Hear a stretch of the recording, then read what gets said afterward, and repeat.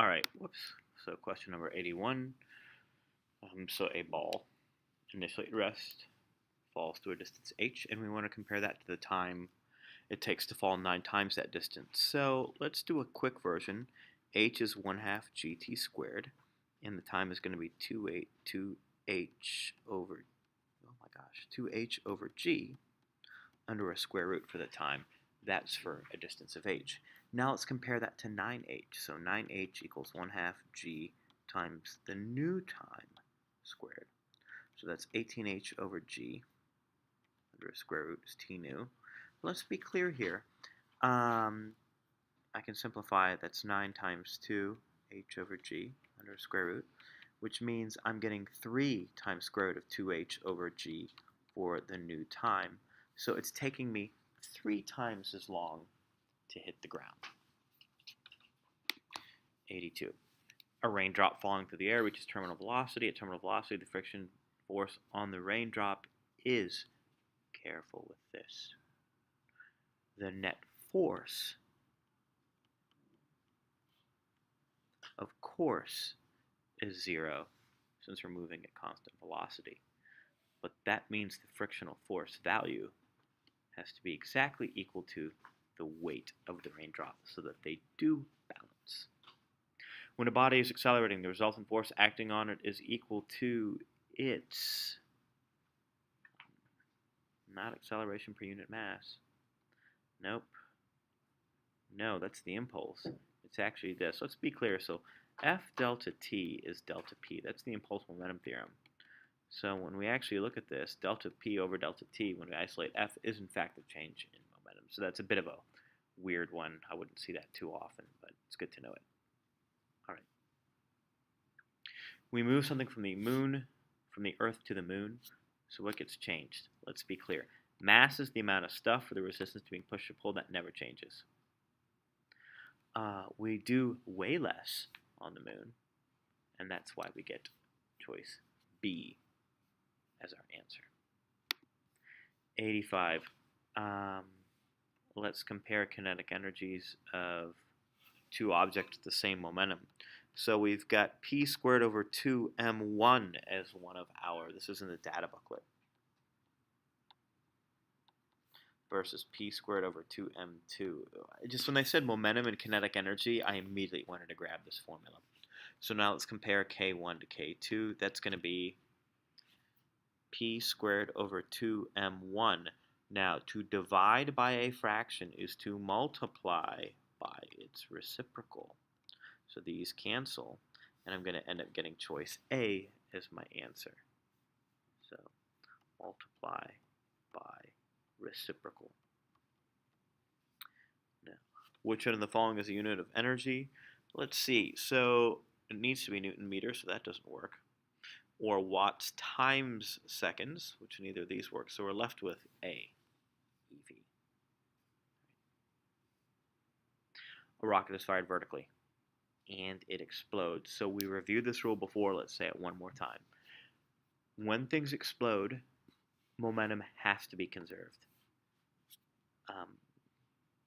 However, kinetic energy here, in this case, the explosion dumps more kinetic energy into the system.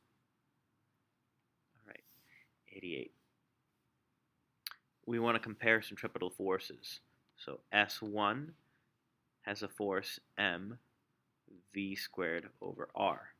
S2 has a force m v over square root of 2 squared over its r, which is going to be, instead of writing it over, I'm going to write times 1 over 2r.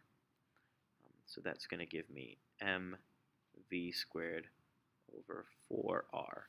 So for 88, I actually end up getting, I think, 1/4 of the, oh, sorry, S2 is 1/4 of S1, so that means S1 is 4 times S2.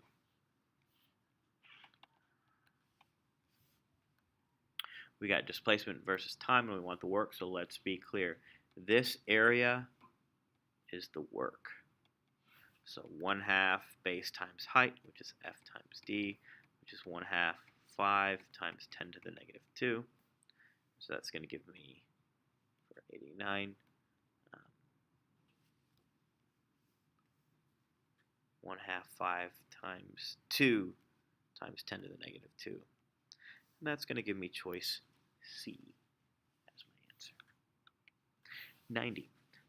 Diameter of a nucleus versus diameter of an atom. You know what? We'll skip that one. We'll get to it next year, but it is C. And then here, fundamental unit and a derived unit. We got to get those memorized. So here, coulomb is derived, and kilogram is fundamental. Actually, I should continue. Yeah, you know what? Let's just bring this home. We'll finish them all here. So we got this, this, and this. Sig figs. Got to be 2 sig figs. All right. And then 94. An object is moving in the circle. It's moving in a circle. Let's be clear. It is not in equilibrium. Now, how big and what's the net force here? So remember, we've got weight going down from a previous problem. So the net force has got to be a little bit less than, basically part of the tension cancels the weight, and then another part of the tension is directed towards the center. So that means we're left with B, T sine theta. The full tension can't be making it move in a circle. It's got to be just a fraction of it because the weight cancels some of that tension. All right, 2 forces act. This goes back to an earlier thing. What can we not get?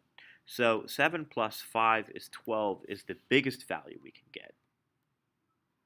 7 minus 5 is 2 is the smallest. We can't get anything smaller than this. This is what happens when the forces are in the same direction. This is when they're in opposite direction. So we can't possibly get a 1 Newton force. All right. An athlete runs around a circular track at constant speed. We want to know the displacement versus time for this. So if we're going all the way around a circle, you eventually have to end back where we started, right? Now this displacement, this is not like a straight line displacement where we just go somewhere and then turn around. We're curving, so it can be a little bit trickier. So choice C is the only choice. All right. A ball is released from rest from the surface of the moon. Which one of the following quantities increases at a constant rate? The distance fallen increases as t squared. So acceleration is constant. That's the g over 6 that we've seen before. So that doesn't work. That doesn't work. So it's only the speed. And the 98. We throw a stone horizontally from the top of a cliff. So once again, what are the things that change? Remember, horizontal doesn't change. Vertical only increases to a constant value if we have air resistance, but we have negligible air resistance. So it's going to be choice B. Number 99. Once again, this is PB here and negative PA going back. So if we want the average force, F delta T equals delta P. So F is going to be PB minus negative PA all over delta T. And that's how we're getting PB plus PA over delta T, like that. All right, last multiple choice question. So the weight of a mass is measured on Earth using a spring balance. So since on the spring balance, we've got a spring force pulling up and the weight force pulling down, on the moon, okay, we're going to decrease our spring balance force, so that rules out A and B. However, the lever balance depends on mg here versus mg here. The g's cancel, only depends on the mass amount, so the lever balance would actually end up being the same. So we get choice C for question number 100. So that wraps up our multiple choice. And in the next series of videos that I'll do on the next Haiku page, we'll be working through the free response.